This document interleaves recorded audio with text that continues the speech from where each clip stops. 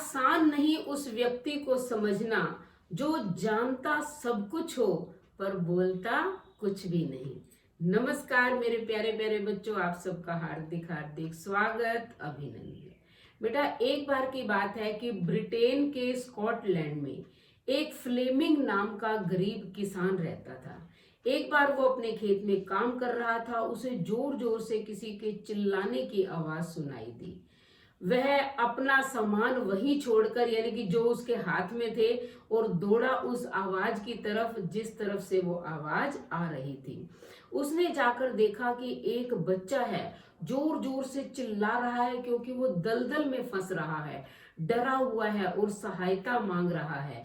उसने तुरंत एक लंबी टहनी उठाई और अपनी जान पर खेलकर उस बच्चे की जान बचाई। अगले दिन उसने देखा कि उसकी झोपड़ी के दरवाजे पर एक बहुत ही शानदार गाड़ी आकर खड़ी हो गई। उस गाड़ी में से एक बहुत ही अच्छे, यानी कि वीआईपी कपड़े पहने हुए एक सज्जन बाहर निकले और आकर उस फ्लेमिंग नाम के किसान को बोले कि मैं उस बच्चे का पिता हूं जिसकी आपने कल जान बचाई थी, और मैं उसकी कीमत चुकाना चाहता हूं क्योंकि आपने मुझ पर बहुत बड़ा एहसान किया है।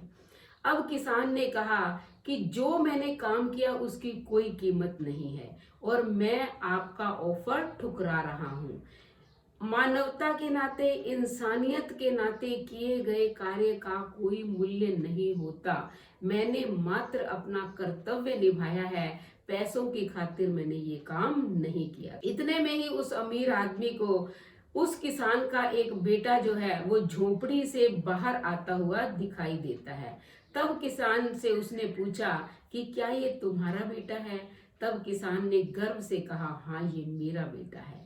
अब अमीर आदमी को एक उपाय सूझा।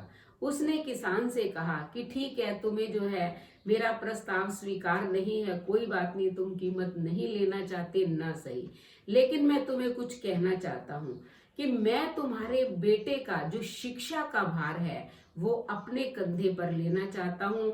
जैसी शिक्षा मैं अपने बेटे को दिलाऊंगा वैसी ही तुम्हारे बेटे को।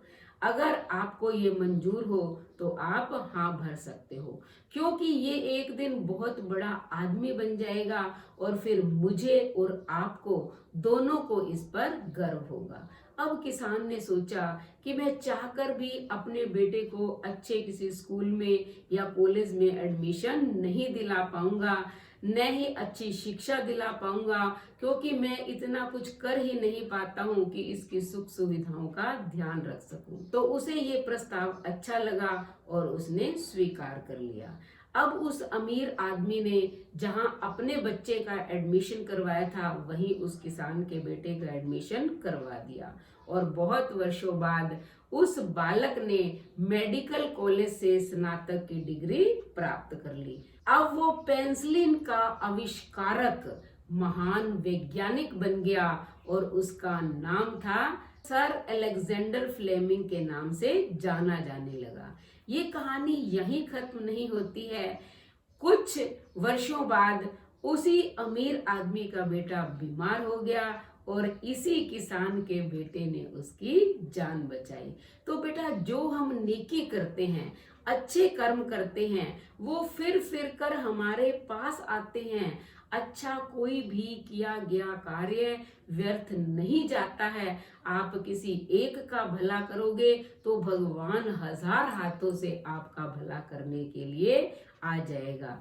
इसलिए हमेशा अच्छे कर्म करने चाहिए, परोपकार करना चाहिए। फिर देखो उस ईश्वर का चमत्कार कि किस प्रकार वो हमारी भलाई करता है, क्योंकि ये भलाई फिर कर हमारे पास वापस आती है। और अगर हम अच्छे काम नहीं करते हैं, बुरे कार्य करते हैं, तो उसका बुरा परिणाम भी हमें भोगना पड़ता है। तो अच्छे कर्म करिए, ईश्वर हमेशा आपकी सहायता करेंगे। तो कैसी लगी आपको कहानी? कहानी तो अच्छी लगेगी भाई, मोटिवेशनल स्टोरी है। तो जो नए चैनल पर आए हैं वो चैनल को सब्सक्राइब कर दें, लाइक करें, शेयर करें, कमेंट करें और बेल आइकन के बटन को दबाएं ताकि अगली कहानी का नोटिफिकेशन सबसे पहले आपको मिले। धन्यवाद।